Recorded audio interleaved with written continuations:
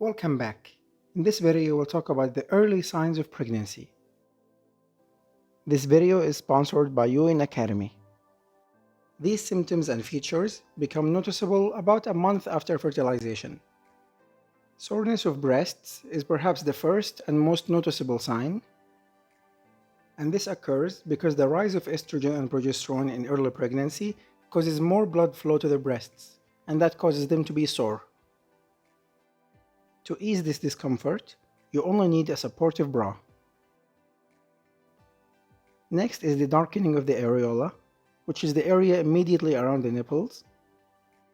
And this occurs because of a specific hormone known as HCG. This increases in early pregnancy and causes dilation of the venules and veins immediately around the areola, and this causes them to be darker.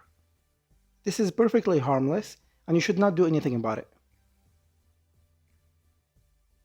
Next is abdominal cramps or pelvic cramps, and these are identical to those that occur immediately before the period. And they're also caused by the same reason, which is increased blood flow to the uterus. Next is spotting, and this happens about 2 weeks after conception, because during this period, the fertilized egg will burrow itself within the uterus wall. And when that happens, it irritates the uterus. This is often confused by menstrual bleeding. To make sure that this bleeding occurs because of pregnancy and not because of menstrual cycle, you can simply do the pregnancy test. Next is high body temperature, and this occurs again because of increased progesterone and estrogen. Normally, the estrogen and progesterone levels will continue rising until the period happens, in which they will drop. But in case of pregnancy, after fertilization, they will continue rising and rise even further.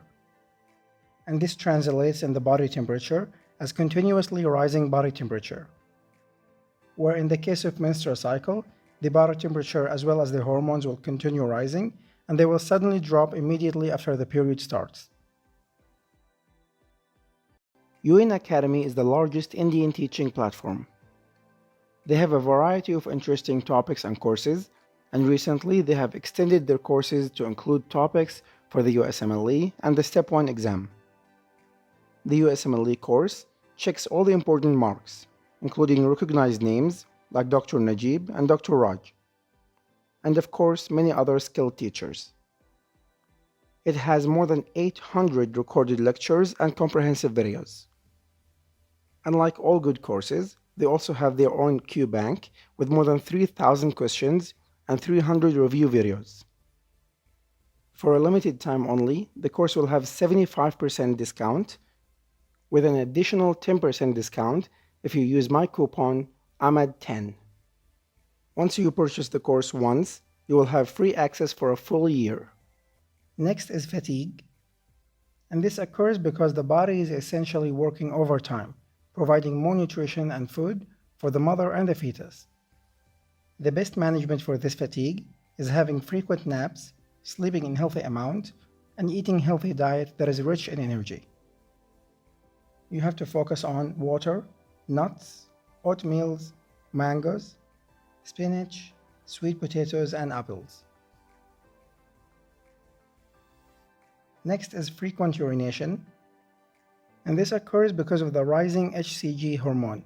And in fact, during pregnancy test, this rising hormone will be present in the urine, and that's how we know that the patient is pregnant. Next is morning sickness, and this occurs because of, again, HCG hormone. This stimulates the nausea center in the brain and promotes nausea and vomiting. Next is heightening sense of smell, and actually nobody knows why this happens, but we think it has something to do with the hormones. For some reason, pregnant people are more sensitive to smell. Next is bloating, and this occurs because of the progesterone hormone. This hormone relaxes the smooth muscles all over the body, and this includes the gastrointestinal tract and the intestine.